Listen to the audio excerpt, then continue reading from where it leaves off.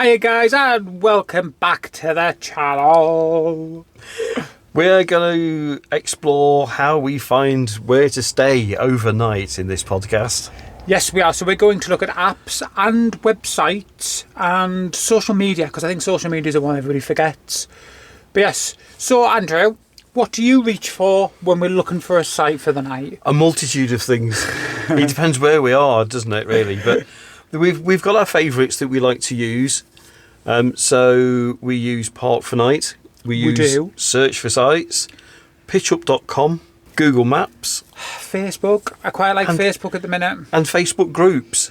I think for us, the major thing is what we tend to do is the minute we're thinking of where we want to stop, we have two options. We either have paid or free. That is probably your first thing you need to do, is whether you want to be paying for something or whether you want it for out. Yep. If you want it for nothing, yep. What do you use? Probably Park4Night and Searchforsites. So Park4Night. Let's talk about Park4Night first. So Park4Night is free. It is. You can subscribe for some additional benefits, can't you? Yep. Which is it $7.99 for the year? Yep. It comes with bits so that if you're doing a particular journey, you can put your journey in and it'll bring up sites along your journey. You can do the itinerary, can't you? So it jumps to Google Maps and it works out. So it's worth spending the extra cash for the year. If you're doing it full time like we do, it's worth spending the £8 a year to get the extras for it to work. I like Park4Night because it's a nice app. It's easy to use. It just works. There is a lot of benefits for Park4Night. I'm not going to lie. Park4Night was the first thing we downloaded when we were even thinking about getting a motorhome. It was the first thing we ever used, wasn't it, really? We used it a lot through our whole entire travels. Yeah. But it does have some downsides. I'm not going to lie. Yeah, a lot of the data is outdated. There are a lot of places on there that we find aren't useful anymore. I think that's the biggest down thing. It doesn't seem to be well maintained. I think another thing that I find has a flip side, it has a positive and a negative, is the fact that you can leave reviews. Now, I love a review. A review is brilliant when it's an actual review, not when it's just somebody who's just wanting to write something nasty or not helpful. We prefer when it's a helpful review, when somebody said, yep, you can stop here, it's free, there's this, that and the other, there's dog walks, I don't like when somebody sits there and it's just slagging off an area because they don't like it. That kind of gets me a bit annoyed. We like a factual review rather than a personal viewpoint. And I think the other issue that I don't like about it is the fact that people can add certain areas and they don't really think about what they're adding. We've looked at some, haven't we? And then we've looked on Google Maps and it's literally just a tiny little pull-in that nobody would want to stop for the night. It's not me being thingy. It's like literally just a piece of grass or something at the side of a road. And people have put, oh yeah, I spent the night here. It's totally fine. You could fit this and this here. Mm-hmm. And you get there and you're lucky if you can fit a mini. Yeah. It could do with some more filters. Yeah. So yeah, Park4Night, yeah, I do like the app. I really do. We've had some amazing park-ups on there. I'm not going to lie. We couldn't have survived without it. No, we couldn't. We couldn't. That isn't an under-exaggeration. We've found some amazing park-ups on there. We've had some that weren't brilliant, but we've had a lot more positive than we've ever had negative from Park4Night. Yeah. And again, as I said to start with, we use a variety of ways to find where to go. Yes. So if we find somewhere on Park4Night, then we'll look on Google Maps to make sure we can get in, we can get to it, because we've seen some at top of hills, and we've struggled. So it's a variety of things that we use. Yeah, so you were about the Google Maps thing. That is another really, really good thing to make sure that you're double checking these areas. So if you find one on Park4Night and you think, oh, yep, this looks brilliant, pull it up on Google Maps. Go on to Street View, have a proper look around. Don't just look at the couple of photographs people have posted because they can be very deceiving. The entrances can be really tight. We've had one where we couldn't even get in, but inside of it looked amazing. But there was no way of getting in if you were a bigger vehicle. So I would always just go on to Google Maps, look on Street View, have a good look around before you make your plan of getting there. And then the other big tip with Park4Night is make sure you have a backup plan. Because you can get to Park4Night, and because it's on there, and because motorhoming is now such a big thing and wild camping, you're not guaranteed you're going to get a space. And if it is a car park and you turn up during the day and it's next to a lake or something, you are guaranteed it's going to be full of cars. Because it's a lake. You're going to have people who are visiting it or locals who are dog walkers. So it is kind of one of them things you just double check and have a backup plan. Yep. But you quite like another one, don't you? So I like Search4Sites as well. We use them in tandem, don't we? Sometimes you have a feel for which one's going to be the better app to find you a place. So Search4Sites includes pub stops, free stops, sites. It's very, very varied. So I've tended recently to use that first to see if I can find something, but it's a bit clunky. I've not really used it that much, but I do have to say it has airs on there where Park4Night doesn't really have many airs on there. Like this one that we found in Scotland, we would have never found it. No. You would never drive past it. It's completely out the way, but it's brilliant. Yep. It's £15 a night with electric, Yep. nice flat pictures, beautiful views, and that was on Search4Sites. That was on Search4Sites. Yeah, as I say, the web version is different to the app version. Depending on which one you like. I prefer working on a laptop all the time because it's just bigger. But it has a lot of filters, but the problem with it, I find, is that if you put too many filters on, and it's got a quick filter and an advanced filter, and if you mix the two together, it doesn't work very well.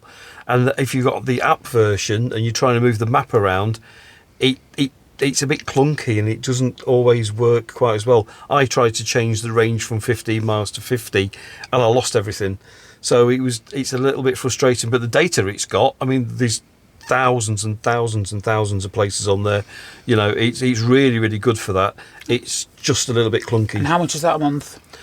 That is, for the year, it is £7.99, whereas Park4Night is £9.99. Yeah. But Search4Sites does have reviews, and it shows you on the review the size of the vehicle, which is very useful. See, that's a lot better. Yeah. It does show you that. So we always look, and you always get people's personal opinions, but it is a little bit more factual because it'll say what size van they've got, when they went, and then obviously how they've rated it. So I do like that with Search4Sites, that's instant, because as you said, on Park4Night, you can look at a review and they'll say there's loads of space, and then it'll say, you'll read another one, it'll say there's only space for one camper van. Yeah. Not a 7-metre motorhome. So that's where that could do with a filter, whereas Search4Sites does show you that. Park4Night, you kind of have to filter it for yourself. Yep. You kind of then have to go onto Google Maps and double check everything. You've got to read all the reviews. It's a little bit of homework with Park4Night, where Search4Sites kind of does that homework for you. Yes. Because you've got to have the size of the vehicle in there. Yep. So you already know if somebody stopped there in a 7-metre vehicle, you're fine. Yeah. Where if Park4Night, it doesn't give you that option, does it? No, and on Search4Sites also, it'll tell you what the website is, phone number, email, so you can go away and do some more research from there. You can't book on Search4Sites. Where Park4Night, you've got to pay extra, so you have to be a member to be able to access that information, and it's only a contact button. Yes. So it's good. So, yeah, like I say, the two, we work them in tandem, don't we? If you can't find something on Park4Night, I'll jump on Search4Sites and vice versa. We use those a lot for free sites, don't we? Yes, it is very much a free site Now, sort of thing. If we're looking for a paid site, i.e. we want to go and get some electric with the dogs for a night or two, then our first jump is pitchup.com. Pitch up every single day of the week. I love PitchUp. I think PitchUp is one of the things, yes, I understand now all websites have their advantages in this, that and the other. My major thing about PitchUp for me is I can put it all on a map. Yeah. The fact I can put in a map, I can zoom in and out, I can see what's in that area, it gives you the pricing for that. You can also filter it out so you can put in the size of your vehicle, you can put in that you need dog friendly, you can put in electric, and it'll bring up, and it brings up available for that date. That for me, it's just so easy to use. We found some right bargains on there. We have. And I think my favourite thing again is it's the ease of use, isn't it? You don't want to be faffing on. And it gives you the map, and it's got little pinpoints where all the places are on the map with the price in the little pinpoint, which is great. So you can see which one's £80 and which one's £15.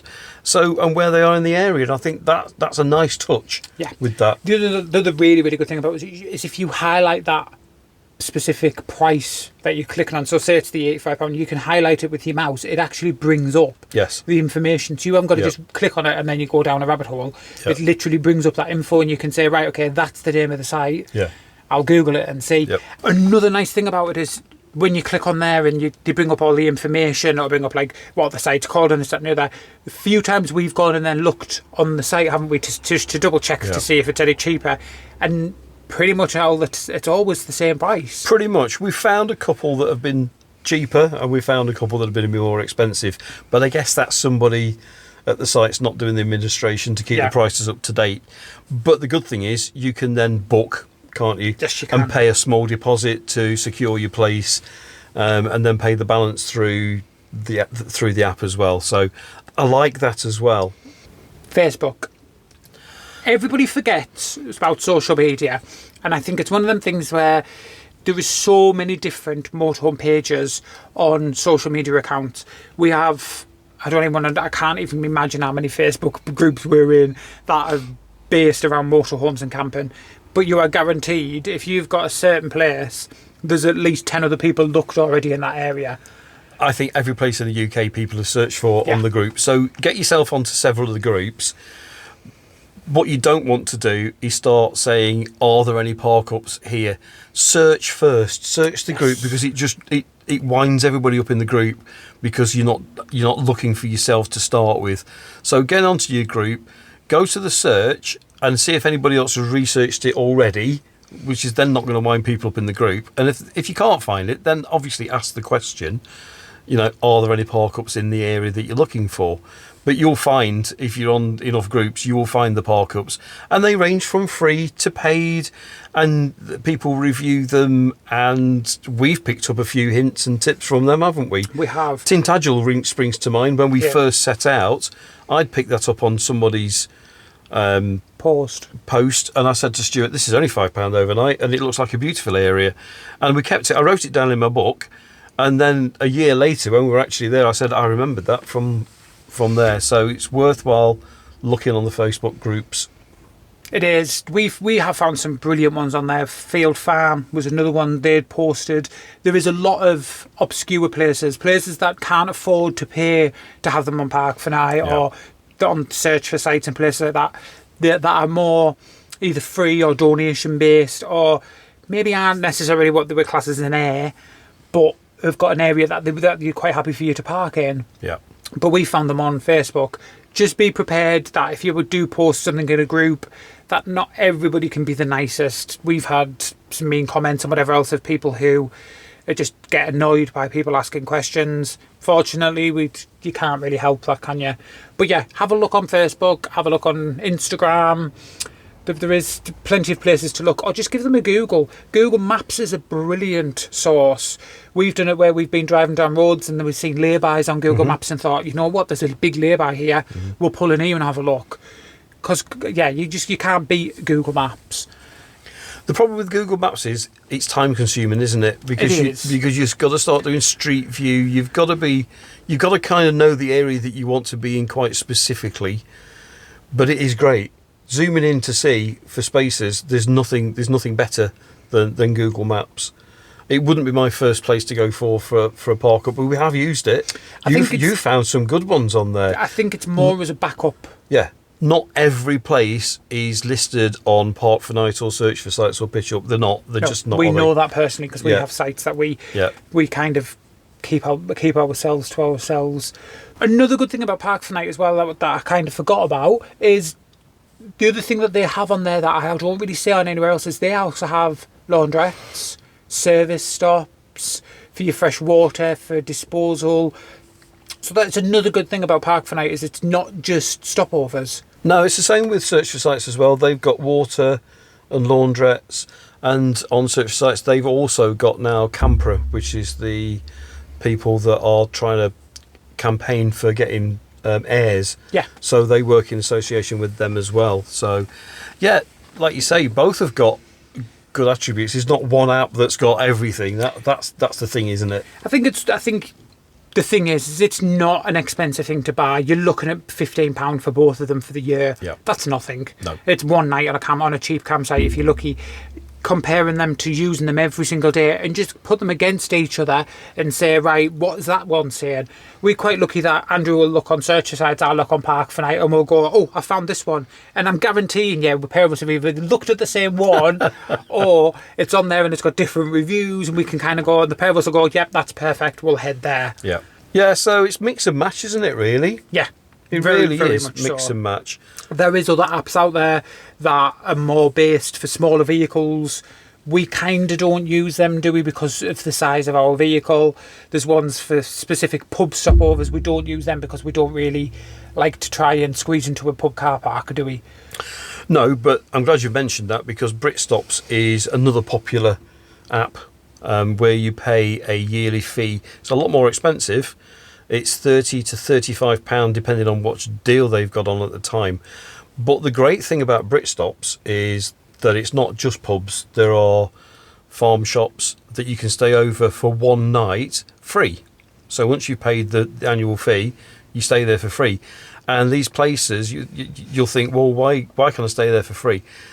They don't expect you, but they would like you to go into the pub and have a pint or a meal, or if you're farm shop, go and buy some eggs or whatever. So it's bringing trade into their car park. So that's another great one, which we don't use much. We do. It might be something that we try to have a look at this year. But I think the main issue for us personally with pub car parks is we just don't fit. We are too big of a vehicle to be able to fit in and not be in the way. We have stopped in. We have a site that is a pub car park that he actually has a few motorhome bays, but you're kind of in the way. And we are that big that we would be in the way unless we can reverse back into a space and it's got plenty of overhang at the back. We have stopped at a few pub car parks. Well, I wouldn't call them car parks. I would call them pub airs, I would guess. We stayed at the one on the way down to the MOT last year, didn't we? It was flooded out on the other side. But that was at the side of the pub. We stopped at the Brass Monkey. Yes, but that was an actual air. Yeah. That was a campsite. Yeah.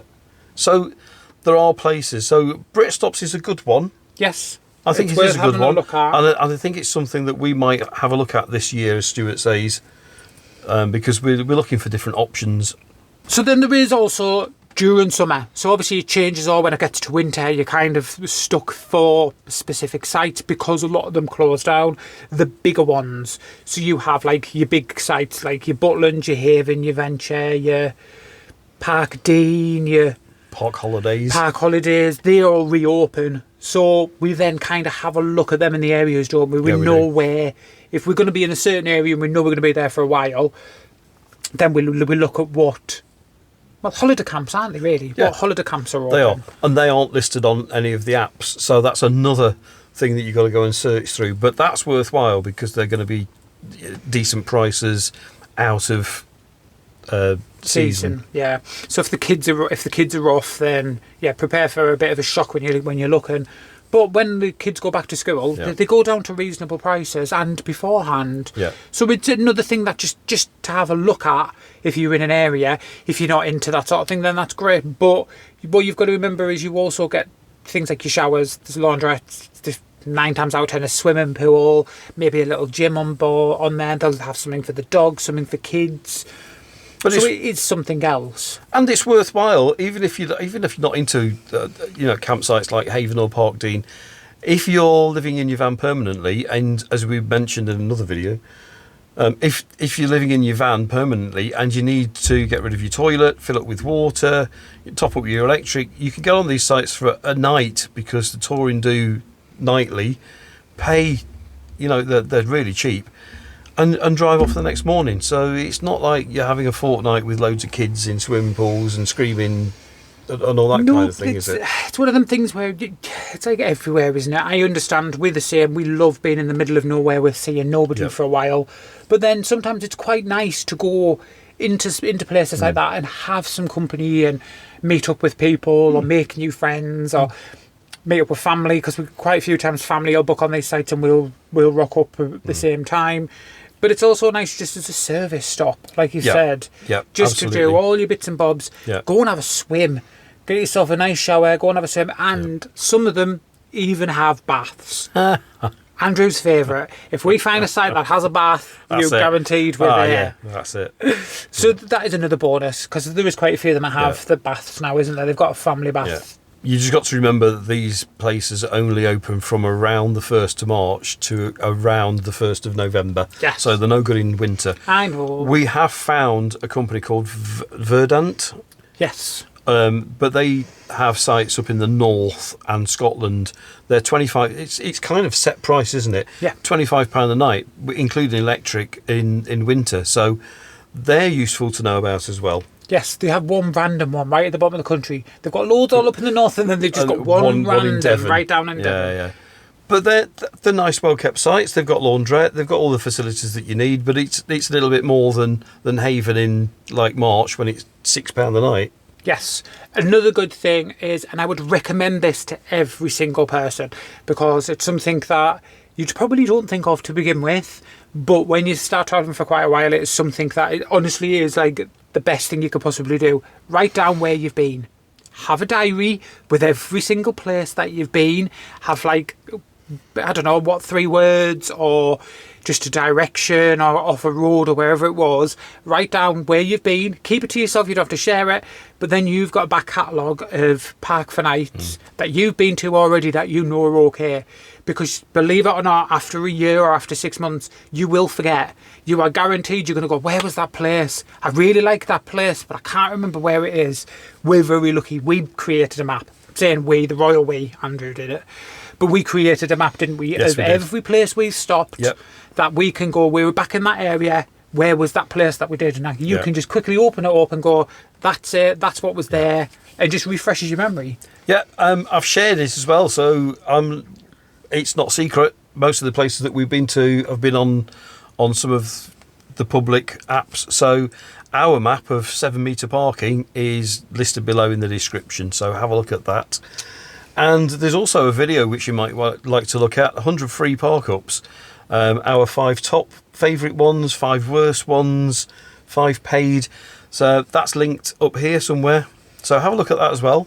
Yeah, but definitely grab yourself a notepad and just write down everyone that you've been to. Just write a little description even of what it was and what was there or something, because you guaranteed you are going to forget where that was. I do it now. I'll say to Andrew, oh, where was that place we stopped last year? It was lovely. It had this, this and this. And the pair of us will look at each other and it'll take us a good 10 minutes to click where it was. But yeah, definitely make sure you're keeping down just a rough journey of where you've been and reviews of it. Yeah. Because it's always good to have a good look back and remember where you were. Yeah. And then finally, I can think of 2 more things that I just want to add into this. We have an AA map book. The big thing. Yeah, it's behind me. So originally, I didn't want a map. I thought Google Maps was everything. That was it. Why do we need it? Typical tech guy. I was like, yeah, we don't need paper map. Who has a paper map anymore? Was the best thing we ever did. Like that, this map came from Loch Ness.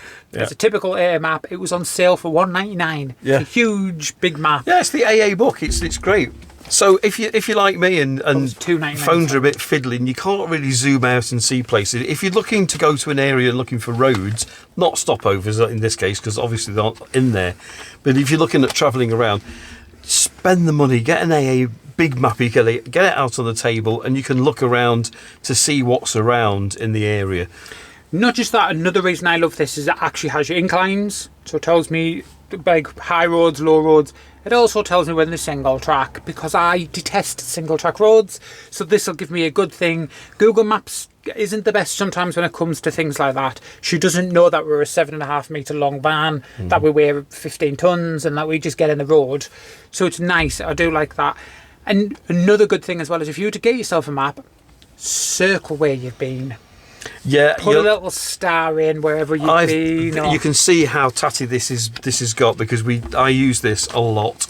I even put dates about where we should be, so you can kind of plan a little route. So it's great as a visual thing, and you because they're only $2.99. I think the other thing as well about it is something that you don't really think of, and we didn't think of, is it's great. Don't get me wrong, having all these apps like Park4Night and Searchforsites and PitchUp and everything, they're all brilliant. until you run out of signal. Yes. When you have no signal and your battery or dies, or you can't get onto these apps and you can't load a map, you're royally up the creek without a paddle. So having an actual map that can't die on you, that doesn't lose signal, is always great as a backup plan. Yeah. And Stuart just said the other thing I was going to mention was inclines on hills. There's a great app which I'll list down here as well, which is actually for cycles, but it's great for planning your route, and it'll tell you all the hills to go up and down. It'll give you a little graphic of showing you how steep they are. We came a cropper last year, as you will have seen, in Scotland in the Cairngorms, and trying to get up Cockbridge and Bridge of Brown. Because the maps and Google Maps don't really tell you how steep they are. So I know it's another thing to look at, but if you know the area is hilly, it's a great little thing to use. Yep. So, lots of information. We've got another video which is how to plan a journey as well, which we'll link up here or up there as well. Have a look at that as well.